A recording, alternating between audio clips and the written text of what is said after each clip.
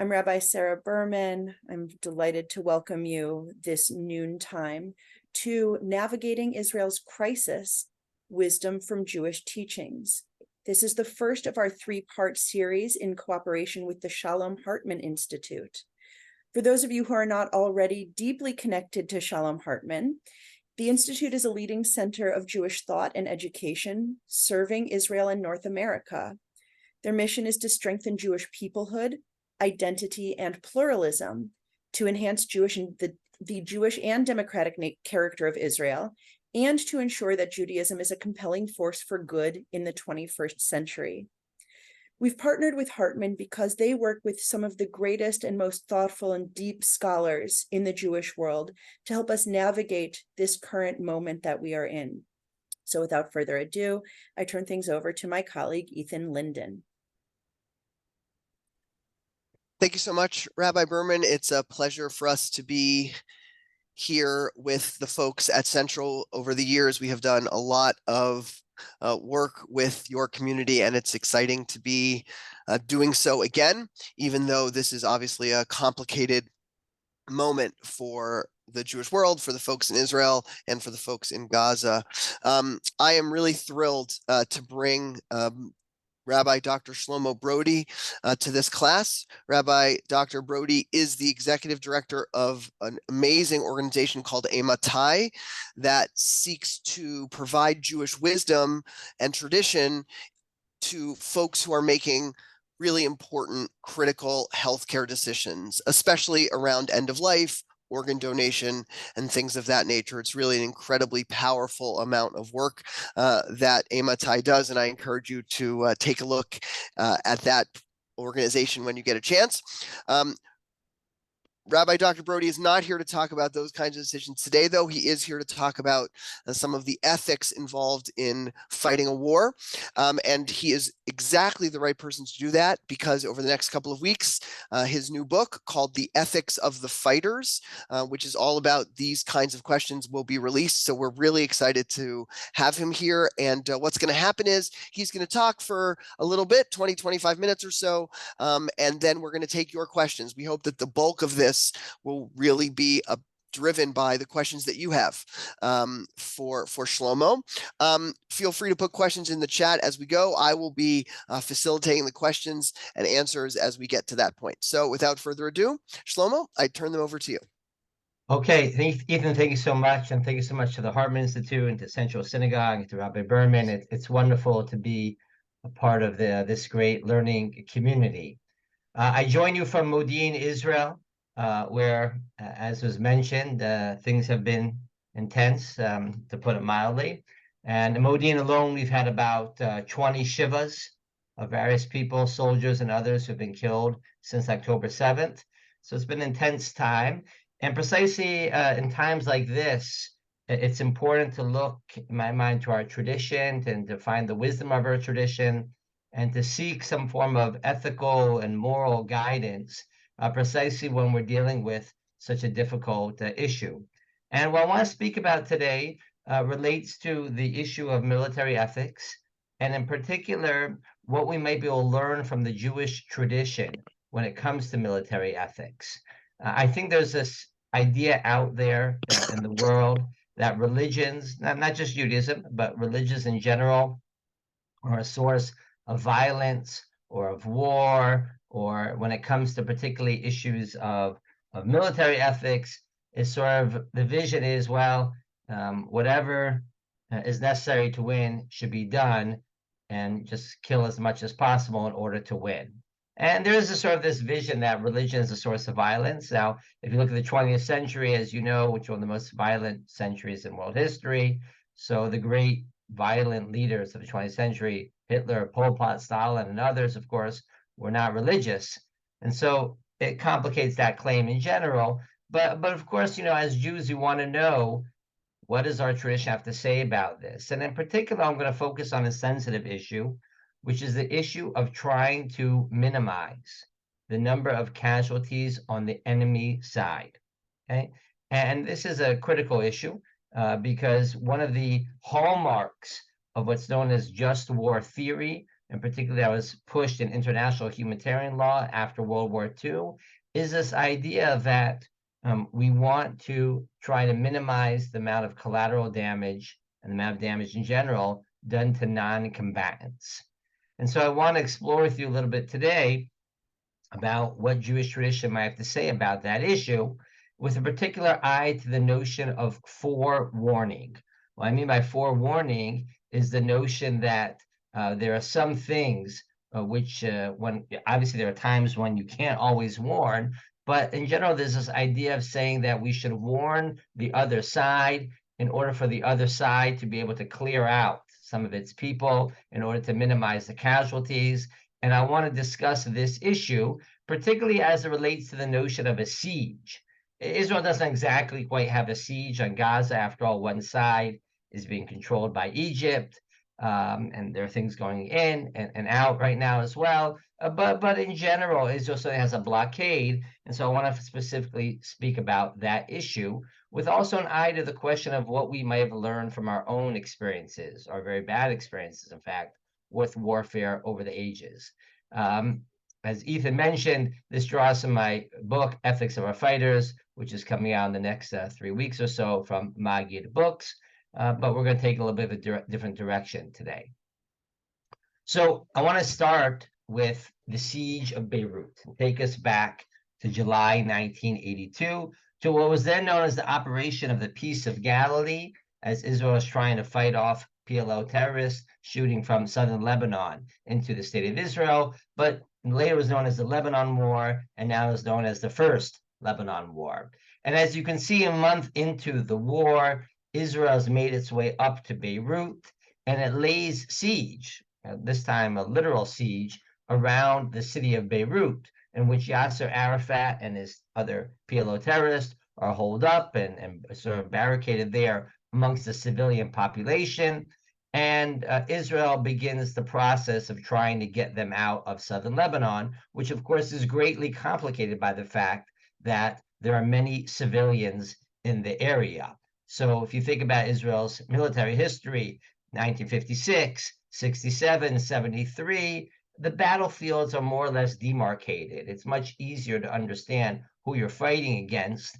But when it comes starting with 82, and frankly, since 82, Israel's had to face the dilemmas of asymmetric warfare, urban warfare, fighting against terrorist group, irregular armies in which they're fighting from the civilian population. And so in the midst of this great beginning of this siege, the man on the bottom right, named Rabbi Shlomo Brady, who at the time is the Ashkenazic chief rabbi of Israel, but is most famous for being the IDF's, the military's first chief chaplain, famous for blowing the shofar, of course, at the Western Wall in 1967. And Rabbi Brady makes a real public declaration and says, Jewish tradition mandates that Israel not hermetically seal Beirut. Jewish tradition mandates that Israel leaves the fourth side open, so to speak, and allows people, which of course could be non-combatants, but frankly could be combatants as well, allows them to leave the city. One direction, right? It has to be allowed open as an evacuation corridor, not to let people in, but to let people out. This is mandated by Jewish law. And since he's known as a military figure and also known as the chief rabbi, this makes a bit of headwaves. And the man on top of him, Rabbi Shaul Yisraeli, also a leading religious Zionist rabbi, says, what are you talking about? There's no way. That's not how sieges work. Siege is the oldest form of warfare. You don't leave the fourth side open. The whole point of a siege is to close it out. Okay? And I want to come back to this debate and find out what Israel did on this dilemma, but ask, where did Rabbi Brady even get this idea from? So when we think about military ethics in general, this is, I'm going to go through this a little bit quickly, but I want to get across some ideas. I think what I want to try to introduce right now is the fact that there are going to be different values that we're going to bring to the table. And this is something I think about in Jewish ethics in general. It could be military ethics, it could be medical ethics, which I spend a lot of my time thinking about Matai, but many, many areas of ethics. There are going to be multiple values that Judaism brings to the conversation. And the question is going to be, how do we balance, or how do we integrate these values, which are sometimes conflicting in different situations? We believe in the dignity of mankind, that all humans created image of God. Because of that, we don't want to kill people illicitly. Thou shalt not murder is a deep moral principle. And of course, when we kill, we only want to kill, if necessary, those who are individually responsible for their actions. It's important to remember always, and I always stress this, particularly in war, to remember that we have a vision of world peace. Right? We know from the Isaiah Wall, the UN, we know from the book of Isaiah, before the Isaiah Wall, right, that this idea of they shall beat their swords into plowshares and their spears into pruning hooks. Nation shall not lift up sword against nation, neither shall they learn war anymore. This is an important idea that we should aspire for, and it's part of the way that we fight war as well, right? To understand that this is something which we should be striving for. And yet, we understand that the reality of the world until that era is one in which warfare happens, and it might sometimes even be necessary in the pursuit of justice and the pursuit of defending oneself and others, and to rid the world of evil. So if you look in the book of Micha, right, which is another of the late prophets, which has a parallel to the words from Isaiah, the same exact words that we see in Isaiah Wall are in the book of Micha. 8 verses later, we are told, I will give you horns of iron and provide you with hooves of bronze, and you will crush the many people. In other words, in the very same chapter in which we can have a vision for peace and for turning spears into pruning hooks, we can also understand that there's sometimes a necessity of war in order to fight evil. And when you fight wars, by its nature, there's a collective element to that. So we don't fight as individuals, which of course challenges individual responsibility, because by its nature, it's a collective affair. And in collective affairs, we have this notion of partiality. We wanted to protect our people. That's why we went to war in the first place. In this case, we went to war now in Gaza because of what happened to our people. We couldn't protect our people. We need to remove that threat against our people. And we want people to be brave and courageous, knowing well that they should fight, which means killing, but we want them to kill ethically under those standards, because we care about our national honor.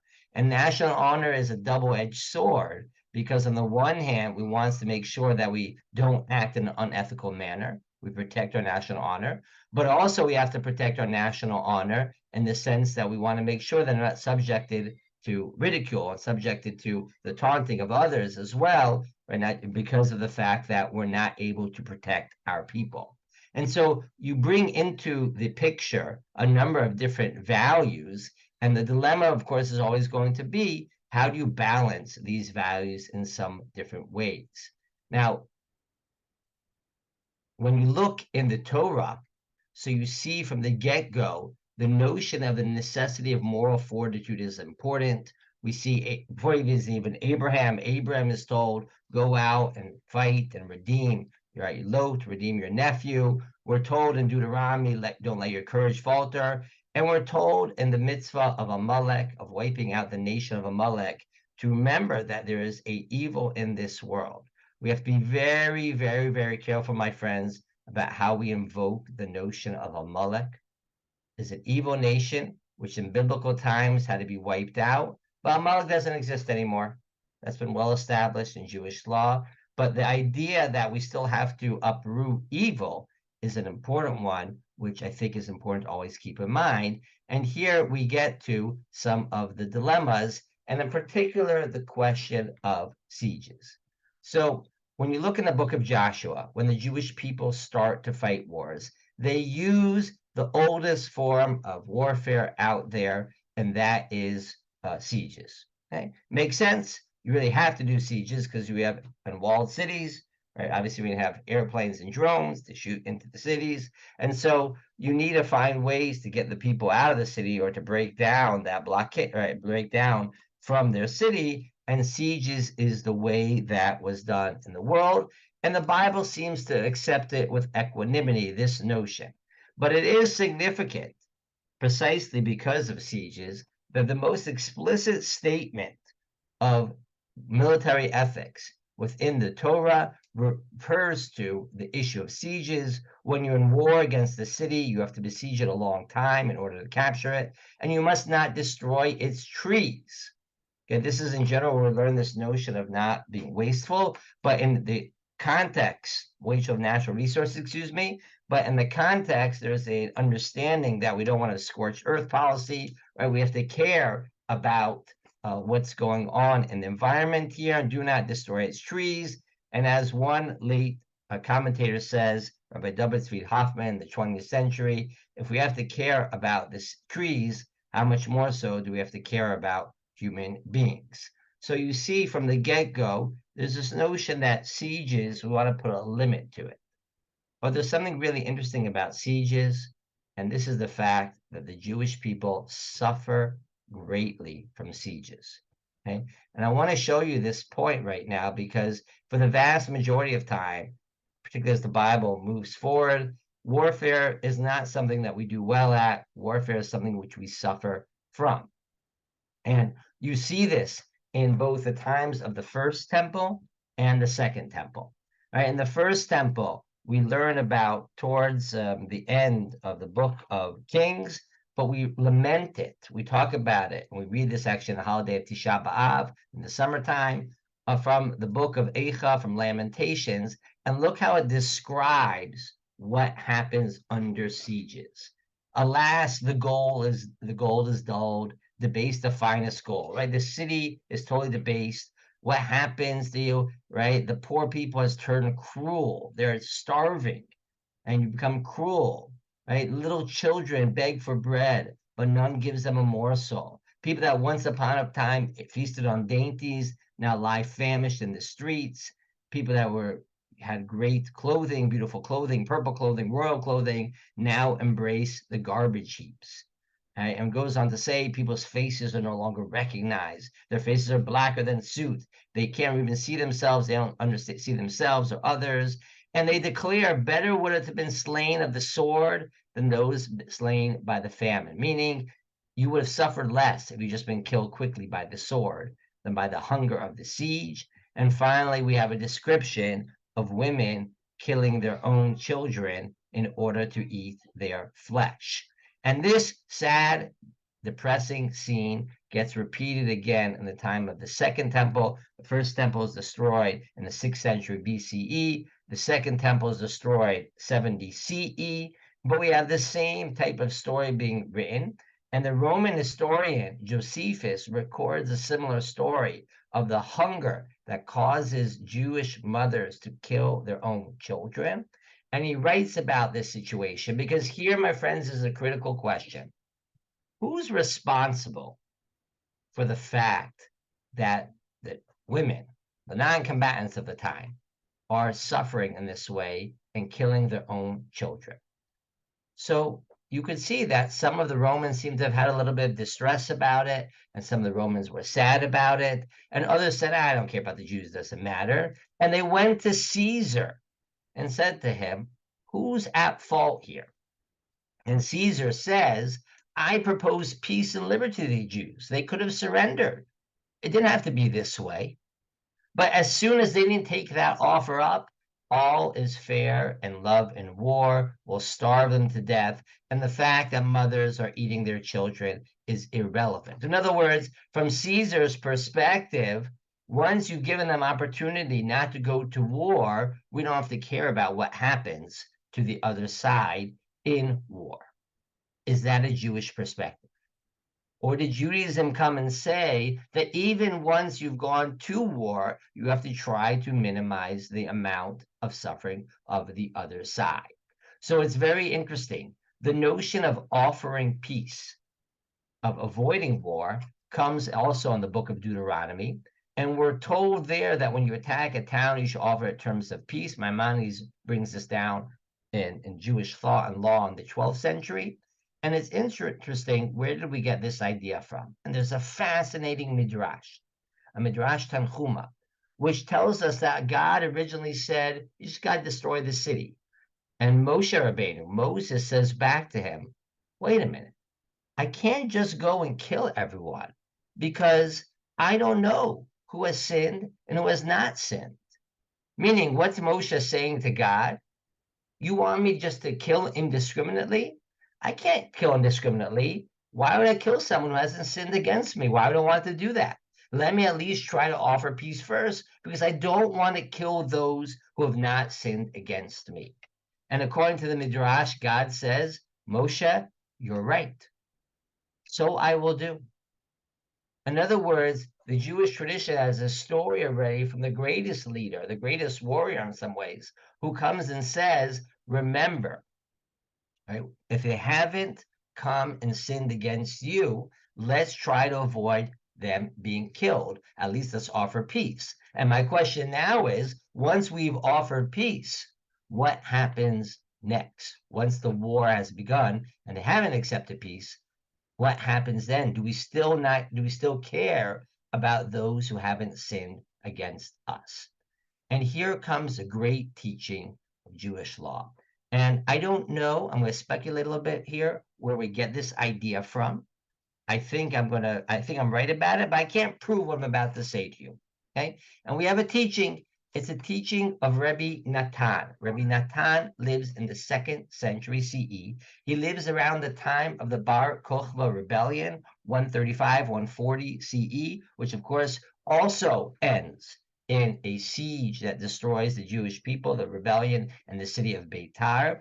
And Rabbi Natan teaches a law that when you surround a city, when you lay a siege upon it, you have to leave the 4th side open for them to flee from. And Maimonides once again codifies this idea and says when a siege is placed around a city to conquer it, it should not be surrounded on all 4 sides, only on 3. A place should be left for the inhabitants to flee and for all those who desire to escape with their lives. Okay? Where do we get this idea from? Where did Rabbi Natan get this idea from? So Maimonides said he learned it from a verse, and the verse says, and they besieged Midian as God commanded Moses. Does anyone see in those words, and they besieged Midian as God commanded Moses, telling us anything about leaving open a 4th side? It just says they besieged the city. A siege sounds like it's a siege. So where did they get this idea from? So Maimonides said it was a tradition. In Hebrew, mipia shmua. We just know this to be the case. I think he knew it from somewhere else, though. Now, Nachmanides in the 13th century, Ramban, gives us 2 explanations for why this would be done. So he tells us, A, we learn from this to act with compassion even toward our enemies at the time of war, meaning part of the motivation of this law is humanitarian. Right? It's a humanitarian idea, says that, listen, even time of war, we should let people flee, but it also has a strategic advantage, and let's think about why. If you lay siege to a city and the people have nowhere to go, well, what are they going to do? They're going to keep on fighting because they got nothing to lose. But if you give people the option and say, you can flee and surrender the city and get out of here, then people might lay down their guard and make it much easier to conquer the city. And so there's also a strategic value to this idea of saying, let's leave the 4th side open. It'll be easier to conquer the territory. And Professor Saul Lieberman of JTS discovered that there is a notion of this in the Roman period in the 1st and 2nd centuries. It's not a well-founded position, but you do see occasionally some Roman strategists saying that. And it's possible that Rabbi Natan got the idea from there. But friends, in 140 CE, when the Jews have suffered a tremendous amount of powerlessness and lose everything and all sovereignty, is Rabbi Natan learning this idea from Roman strategists? I don't think so. I suspect that the reason where he learns this from is, as Rabbi Simcha Cohen of Dvinska in the beginning of the 20th century, that just as you offer peace because you want to save lives and minimize casualties, so too do you leave a side open so they can save their lives. And I suspect, but I can't prove what I'm about to say to you, that a Jewish people, a Jewish scholar that knows very well how much people can suffer from siege warfare, because he knows very well what happened during the 1st temple and the 2nd temple. Perhaps from that experience, Rabbi Natan got this idea, which said, when you fight a siege, show some compassion even towards the enemies. It's a very deep lesson that Rabbi Natan, I think, got from Jewish history and got from Moses as well, who said, when you go to war, fight the ones that are fighting you that have sinned against you. Try to avoid the ones that haven't sinned against you. And so I think this notion of forewarning emerges precisely from this tradition of Moses, of Moshe, and brings to Rabbi Natan this law, which tells us to leave the fourth side open. So let's go back to our dilemma that we started with. 1982. Israel has surrounded Beirut. The man at the bottom right, great rabbi, says you gotta leave the fourth side open. The man at the top right, Rabbi Shlomo Brady, says, are you kidding me? These were ideas. This is a nice thing, but it doesn't apply in all these cases, right? We didn't have this idea for 1,800 years. This isn't a real bona fide law. So let's take a quick guess. See some hands here, if you don't mind. Right, for those of you have your screens on. How many of you think that the IDF encircled all around four sides a proper siege like every other nation does sieges? Show me some hands who thinks the IDF placed a proper siege. And how many of you think that the IDF, following perhaps the suggestion of Rabbi Goren, left the fourth side open? That's good to see, because indeed that is what the IDF does. Not necessarily because of the influence of Rabbi Goren, but the IDF leaves a fourth side open. It leaves an evacuation corridor and allows the residents of Beirut, along with, by the way, number of terrorists as well. Let's keep in mind, when you allow non-combatants to flee, it also allows for terrorists to flee as well, but opens up the fourth side and allows them to flee. And so let's see the end result. So there are 2 months in the siege. There's a lot of different numbers here. Let me just mention this in the get-go. The numbers are always hard in these situations to know. In 1982, the head of the Lebanese Red Cross was Yasser Arafat's brother. So the variability of his numbers, is about as good as other numbers that sometimes can be reported. But the number of outside observers who've written about this topic, and one of them was an American, not Jew, named Richard Gabriel, wrote a book called Operation Peace of Galilee. And his studies, and for various reasons, I think this is fairly correct, about 100,000 people flee the city over these 2 months.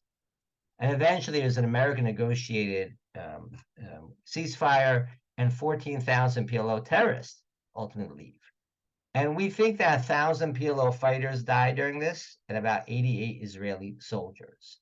Now let's look at the numbers of non-combatant killed. 5,000 non-combatants were killed, with another 20 to 30,000 wounded. That's a lot of people. There's no doubt about it. That's a lot of people that were killed and wounded, and certainly had their lives deeply, deeply disrupted by the warfare. The question, though, becomes while it's extensive, is it excessive? Meaning, given what Israel is doing, fighting in an urban territory, and given the fact that its enemy was fighting against it and using human shields, was this an excessive amount of deaths? And here I want to show you 2 different reports that are written about this. One by the head of the ICRC, or one of the head lawyers of the ICRC, one of the lawyers who wrote about this 5 years later. It takes time, right, to analyze these things. And the second by 2 military analysts, American once again, not Jewish, right? Now, it's not Israeli here.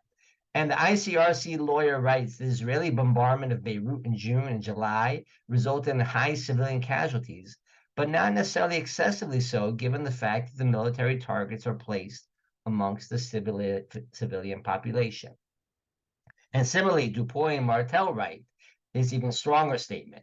As military historians, we can think of no war in which greater military advantages were gained in combat in densely populated areas at such a small cost in civilian lives lost and property damaged. And this despite the PLO's deliberate emplacement of weapons in civilian communities. And if you ask me why Israel is able to accomplish that, I think the answer is this, right? That he felt and fought by this value which Jewish tradition brought to the table. And so I think this is a very powerful example of the phenomenon in which the tradition itself brings a very important humanitarian idea to fighting war, a very important lesson which we should bring to fighting war, which encompasses, right, which is a part of this general idea of balancing different values. And there's no doubt warfare is bloody, warfare is tragic. We should try to avoid warfare. And when we do fight wars, we should fight it well and win, but do it in a way in which we try to avoid and minimize the casualties on the other side, avoid casualties amongst those, as Moshe Rabbeinu said to us, who haven't sinned against us.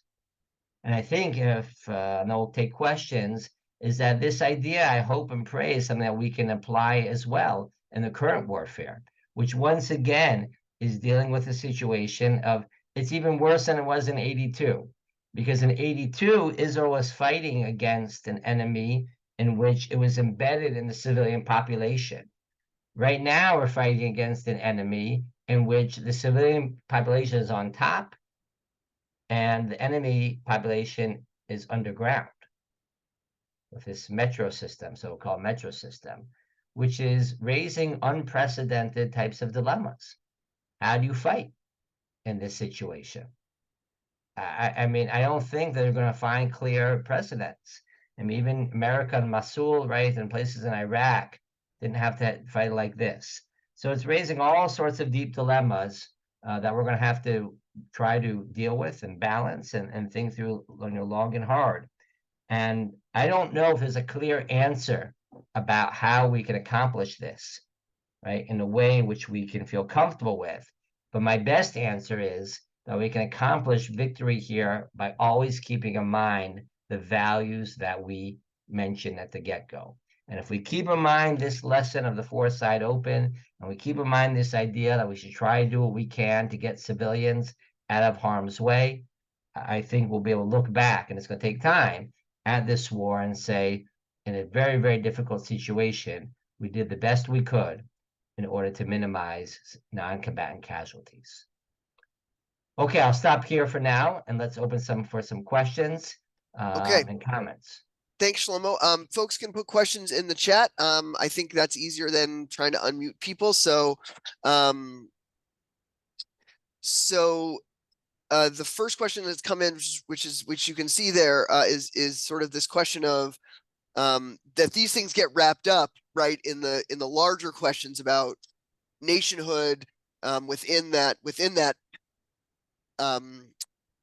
geographic location there, but however you want to describe it. Of course, how we describe it has its own freight associated with it. So, yeah, that's a great question. So there's no doubt. So let me take a step back.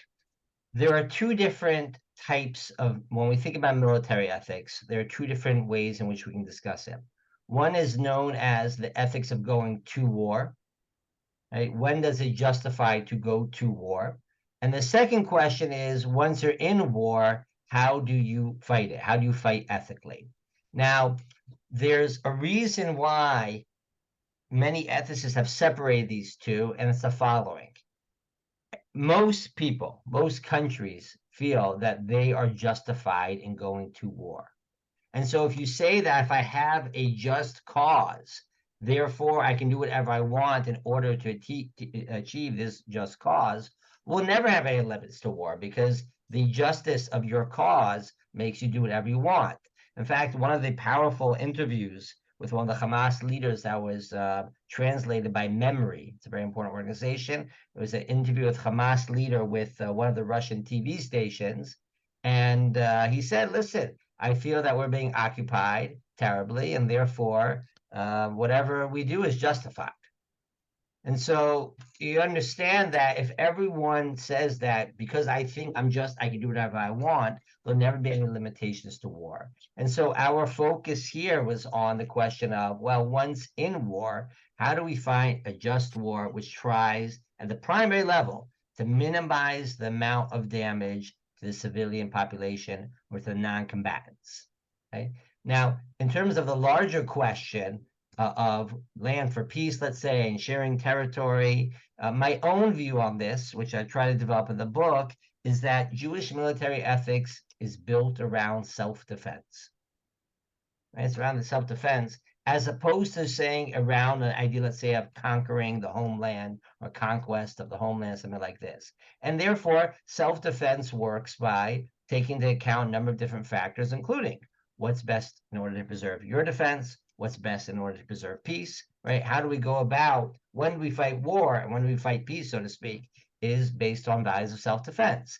And therefore, should we find a situation where land for peace, sharing territory, various other solutions are being talked about with the Arab, with the Palestinian-Israeli conflict. If such a territorial compromise would be possible, I think Jewish law would support such a system. The same way that Jewish law, I think, supported Israel agreeing to the 47 partition or the 37 partition plan for that matter, and other solutions as well over time period. That's my opinion on that issue. But you have to assess separately the politics, whether that's viable, right? Whether that will actually work. But in theory, I certainly believe that the idea of sharing territory is not only permissible, but encouraged by Jewish law if it will bring peace. I'm going to now combine two of the questions that are in the chat in two different places, which I think are related. So Rabbi Levitt asks, to what extent is the IDF engaged in these questions, right? To the extent that Shlomo, like what level of conversations are they having, when they're making targeting decisions, when they're making operational decisions? And then the last question that's currently in the chat is this question about who's the ethical advisor, right? Who is sitting there on the shoulder, as it were, of either the soldiers on the ground or the military planners when it comes to making some of these really incredibly difficult decisions. So the IDF has a very esteemed team of ethicists that have built the IDF's code of ethics. In fact, I think a couple of them were Hartman scholars at one point. Moshe Habotal is certainly one of them, and that's right. A couple others as well. That side of trying to develop a certain amount of principles. When it comes to actual warfare, there is a strong legal advisory team that is guiding Israeli decision makers or military decision makers about certain types of decisions, whether to strike or not to strike, particularly when it comes to questions of, let's say, an airstrike, right, a drone strike, things like this, where we can see it's not in the heat of the moment per se, and you can see sometimes and track, which civilians are around. Can you abort missions? Can you justify certain missions? Is this a proportionate type of attack, meaning that the collateral damage is not so great, and therefore can be justify the attack, which will kill the military target, or hit the military target. There's a very extensive legal team that advises the Israeli army in real time on those issues. When it comes to the soldiers on the ground, you can't have lawyers, or ethicists sitting there on the side telling people, right, what to do. And Israel has a very extensive training for all soldiers about the ethics of war and how to deal with these issues. And then we have to ultimately trust our commanders and our soldiers on the ground to apply these principles, which is really, really, really difficult when you're in the middle of a war. Right? And so that's really why that training beforehand is so important. Here in Modin, one of my neighbors, Modin's a big army city. I mean, it's a very Zionist city, and we have a lot of people serving in the army right now. In my synagogue alone, there are 150 people who are currently in the IDF, kids, 18, 19, 20, whatnot. And they were there. And I know this from their parents when one of them was there when he's sitting there in North Gaza, And literally, human shields are running at them. It was reported by Wine and a couple others of women and children rushing at the soldiers, which is a really scary situation because you don't want to shoot, which they didn't, but you have to really worry that some terrorist is going to pop out from behind them and shoot at them. So this is really, really difficult type of situation to be in. And I think that we'll see over time, about how well Israel did or the soldiers did in this type of dilemma, but it's in some ways really unprecedented. You don't know if someone's going to pop out from the ground of a tunnel. You don't know what you're walking into. And that's why war is going to take a long time, because if Israel keeps up with it, it's going very slowly, probably to protect the non-combatants, but probably also protect our soldiers from booby traps and other things like that. Yeah, it's interesting. Not to plug another Hartman product, but a couple of weeks ago, Yehuda on his podcast Identity Crisis had Tal Becker, who is one of our scholars who lives in Israel, and he said a very similar thing. It's that in the fog of war that we're in right now, it's very hard to know what the right thing is to do, and it's very hard to assess whether you're doing the right thing. So it's a very challenging assessment to make, and you get all kinds of casualty numbers, you get all kinds of what turn out to be wrong media reports, and it's very challenging, both for the folks on the ground and for people trying to make the assessment.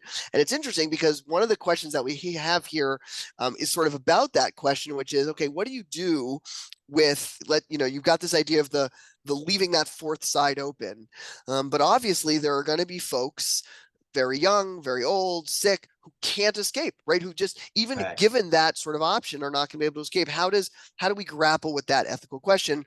And then connected to that, although the next step down the road, which is a really fascinating question in the chat, is how do you know when to stop, right? When does the war end? What's the ethical moment where you can say, okay, anything else that we do now would be killing beyond what we need, right? How do we grapple with those two questions? Right.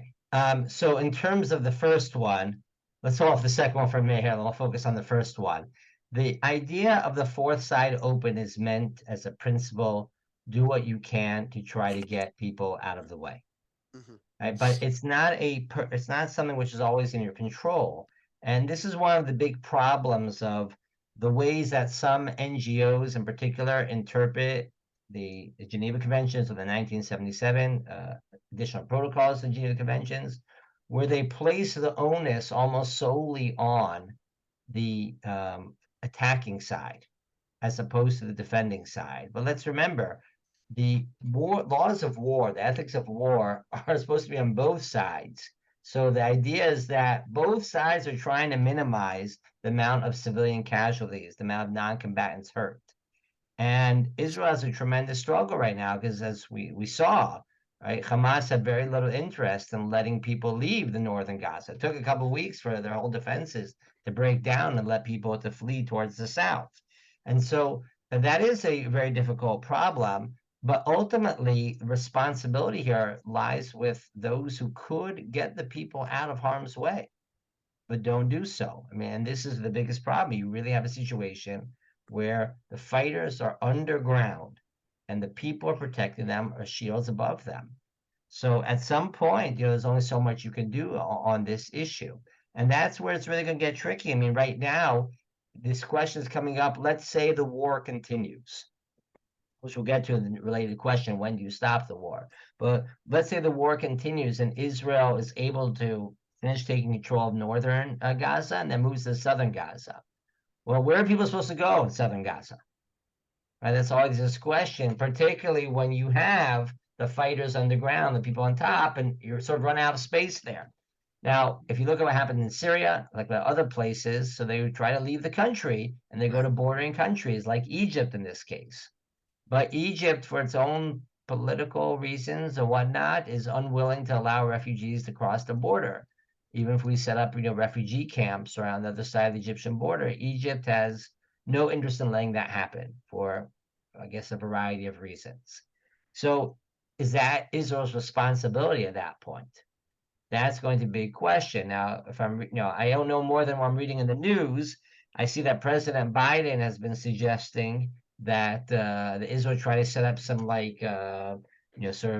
areas where zones where people can flee and Israel won't shoot at. In theory, that's a good idea, and it's an interesting idea. The question always is, in practice, what if the Hamas is going to be protecting itself from those places as well? And here this relates, I guess, to the next question about when you stop the war, because always this question is, well, how far do you go? I mean, we're talking about a lot of people, including, by the way, Israelis, who are going to be harmed and killed by this, right? At what point do you go? And that's always one of the biggest ethical questions you have to ask when you go to war. What is your goal, right? What is the goal, and what is the threat, and therefore what is the goal? And in this case, what seems to be the goal is the fact that Hamas can no longer be running the Gaza Strip. Now, if you come to that conclusion and you say Israel has to go all the way to get that done, because otherwise this southern communities will never be able to live. Right? People will never live there again if Hamas is there. And by the way, people won't move back to the north because there will be no deterrent on Hezbollah as well in the north. And we've evacuated 50, 60,000 people from northern communities as well. So if that's the case, right, you have a really frightening situation where what Israel might need to do to achieve legitimate war aims is go fight for a very long time here. This could be 2-3 months in order to get this done. I hope that doesn't happen. Right? I hope that doesn't come to it. But if it comes to it, I think it's justified in order to do it. But that's what we're going to be facing right now, and that's precisely why we need to build up our moral understandings of war, because we need to build up a certain amount of moral and political fortitude. So I'm gonna follow on that point. There's a couple of questions I'm gonna sort of put together in the chat here. You said Israel might have to fight 2-3 more months. Now, obviously, the international pressure to maintain this current ceasefire is going to build, and each additional day that Israel wants to fight is going to be another day where they're going to have to resist that pressure, and presumably that pressure will ratchet up even more if the ceasefire is not extended. So one person's question in the chat is sort of like, how do you understand Israel's situation here, trying to fight a war from your position relatively ethically against an organization whose ethics are, shall we say, different, or perhaps don't exist in this way, right? Are in fact about in many ways the not the decrease of civilian casualties, but the increase. How does Israel sort of think about the ethical questions involved in fighting with someone who does not share those ethical concerns, perhaps? And then there's this last question, which is perhaps a little bit more on the political side than the ethical side, which is, so let's say Israel were to create these areas where no one's going to go. Who's gonna maintain those, right? What does it look like? Israel is of course engaged in the point here ultimately with all of these questions in some ways is Israel is engaged in a multi-level conversation around the ethics of its fighting. It's not just about fighting with Hamas. It's also about engaging with the international community. It's also about engaging with Israel's specific allies, the United States, for example. And then it's also about the remainder of the Arab world, some of which Israel has relatively strong relationships with. Yeah. So this is a very complicated situation, to put it mildly. And I'm going to try to break it down. That's the understatement of the entire class, Shlomo, I think. Yes, indeed. But I'm going to try to break that down a couple of different ways. On an ethical level, I believe Israel needs to do as much as it can in order to minimize civilian casualties, but while balancing the need to win the war and win the war decisively. Okay, and so that is also an ethical, and I want to formulate this as, it's not a matter of national interest versus humanitarianism, right? It's these two types of ethical values right now. Winning a war, particularly a war you think is necessary to defend your people, a just war, is a moral imperative. And sometimes the way it gets sort of like, presented as, well, there's national interest as opposed to humanitarianism. No. Right? We also think there's a humanitarian value of protecting our people, right, who are slaughtered. I mean, what happened on October 7th is just it's unfathomable in some ways how this happened, right? And the fact, and it's not just a strategic failure, a political failure, it's a moral failure of Israel, of the government, of the army that didn't protect its people. Right? That's a primary moral obligation. So, I think Israel has to prioritize winning the war and protecting its people. And in terms of, the other values, of course, trying to minimize civilian casualties, you're absolutely right. There are other people that should be stepping up here to make this possible. Starting with Egypt, by the way. I mean, it's a bordering country, right? They're allies with the Palestinians. It's a complex relationship there, right? But there is a moral obligation there from that level. And at some point, you just have to ask, like, when does the moral obligation, when does the onus of the responsibility shift to the other side? And I think forewarning, of course, is a big part of that in terms of shifting the responsibility. Now, when it comes to the PR war, which is very important, of course, I don't think Israel can win this PR war. I mean, it's pretty clear to me that Israel, and I don't think this is, if Israel only do better what they call hasbara, stuff like this, and, show pictures of the 9-month-old babies in captivity and whatnot. I mean, Israel's doing actually a pretty good job of that because unfortunately we've got pretty graphic pictures to show of what's happened to us. But the world as a large, for a couple of reasons, doesn't seem as interested in that. And one of it is a little bit of plain old anti-Semitism, but there's more to it as well. The second issue is the images were very much drawn through what we see on the TV, on TikTok and Instagram and whatnot. And we have this natural feeling of like, you see this destroyed apartment building. Oh, it must be that was unjust. It wasn't necessarily unjust. It could be tragic, but it's not necessarily unjust. And the third part relates to the other part, which someone raised earlier on. There are many people who are sympathetic to the general Palestinian nationalistic claim, saying there should be 2 states. But because of that, they say, well, then we're more sympathetic. It doesn't tell us anything about how Israel's fighting the war itself. This is why that distinction earlier is very important. So, I think Israel has to do what it can, of course, to try to win that, explain itself. And I don't know, win the Hasbara, but do as well as it can in the PR war. But ultimately, and this is something which I want to say, which is really hard to say, Israel has a moral obligation to do what it needs to do to protect its people. And even if that's going to make us very unpopular, and even if that's going to make it difficult to travel for Israeli soldiers in Europe because they're going to try to put them up on war crimes, whatever else it might be, there's just this moral obligation to protect your people. And, I feel like this moral guilt, frankly, that we lived with Hamas terrorizing southern communities with various rockets for the last, 15 something years. And people like myself and Modine, who occasionally felt the siren and whatnot, like live with the fact that people in Sderot were ducking with 15 seconds to get to a bomb shelter. Like that was a moral failure in some ways of the Israeli people and Israeli government to not protect the southern communities. And on 10/7, that really, that moral failure came to the fore, of course. And so, I think we need to build up a certain sense of moral fortitude on this idea. But that doesn't mean we shouldn't try to we shouldn't try to still do what we can to reduce the humanitarian crisis or the civilian crisis in Gaza. And that's why we have to, some ways, block out the noise and stay true to our values, which I've argued today are Jewish values.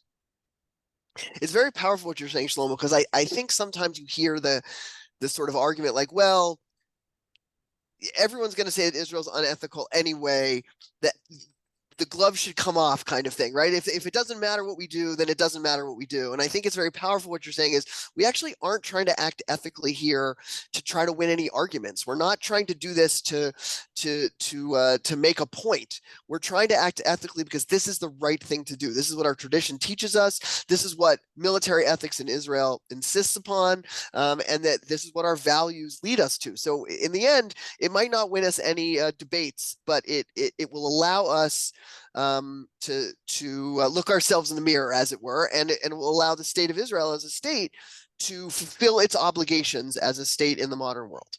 Absolutely. Listen, I got 4 nephews fighting right now, each in different places. Right, one's up north, one's down Gaza. It's interesting times, and I want them to come home, please God, healthy and safe and sound, right, in a way where they can look at themselves and say, what we did was fight a just war, and we fought in a just manner.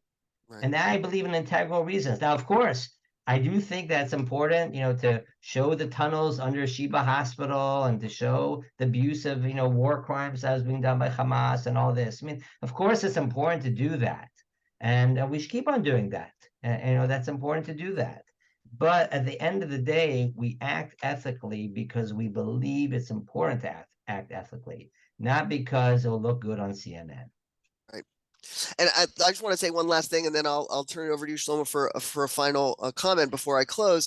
I think this is a very powerful distinction that you just made about something can be tragic without being unjust, right? We can look at something and say that is horrible, and my heart breaks for that. We don't have to become callous about this.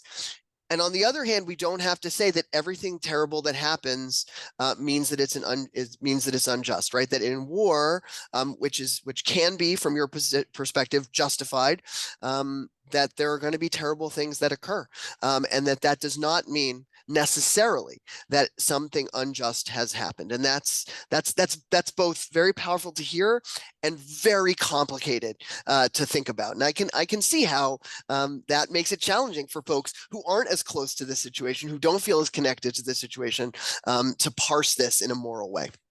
Yeah, no, I think it's a very important point. I want to end with that thought of a story that actually happened to me a few weeks ago. It was a Shabbat afternoon, standing outside with a few of my friends, and we hear here in Modine the fighter jets flying all day. We're not even that close, but you hear it and it's loud, right? This isn't like, being by in Shea Stadium. I don't think they call it Shea Stadium anymore, whatever it is, right? Field now. Yeah, whatever it's called now. So it's not being like the, Keith Hernandez, and you can't, I'm aging myself now. But in any case, right, this is really, really, really loud. And sometimes even my house shakes. It's like that loud. And I was sitting outside with a few of my friends, and I said to them, I can't even imagine what it's like for people in Gaza when you hear those planes. Like, they're really going to feel those planes, and they know those things, right? That is going to be scary and frightening and frankly dangerous, right? And there's no doubt about it. And I don't want to lose that sense of the fact that someone out there, I do know that someone in Gaza is frightened and scared and threatened by these fighter jets. It doesn't make, however, what the fighter jets doing is wrong, right? It could be a very, very just thing which they're doing, the fighter pilots. And I think it is, in fact. But we should keep in mind the human side of it. There's a human tragedy that is going on.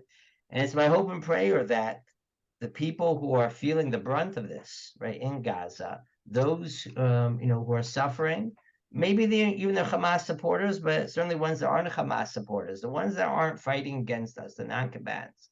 I hope and pray that there are many of them out there who are saying, this is crazy. It doesn't have to be this way. Because I certainly hope and pray that it doesn't always have to be this way. But as long as it does have to be this way, or as long as it is this way, then I think we need to fight and fight justly and ethically. And it's my hope and prayer that we win and win decisively, and that we can bring back some peace for the people of Israel and for the people of Gaza as well. Thank you, Shlomo. That's a excellent and beautiful sentiment to end on, and I think one that we hope we'll find truth in the world and purchase in our moment. I want to thank the folks at Central for inviting us. Rabbi Berman, Rabbi Levitt, for inviting Hartman to do this 3-session class. Next week, Alana Stein-Hain will be coming to this group to talk about a Torah of resilience, how we can think about this moment and use tradition to fortify us in these difficult times. And the final class in 2 weeks will be with Yossi Klein Halevi, who is almost needs no introduction, but is excited to join this group as well. I'm going to put in the chat a link to the Hartman newsletter if you'd like to sign up to get all of our information of things that we do in and around New York and other places as well. Please go ahead and sign up there. I want to once again thank Shlomo for joining us, and ask him to stay safe, and please continue the good work that you're doing, both on the question of military ethics and on the question of medical ethics. Thank you all so much for joining us. Thank you.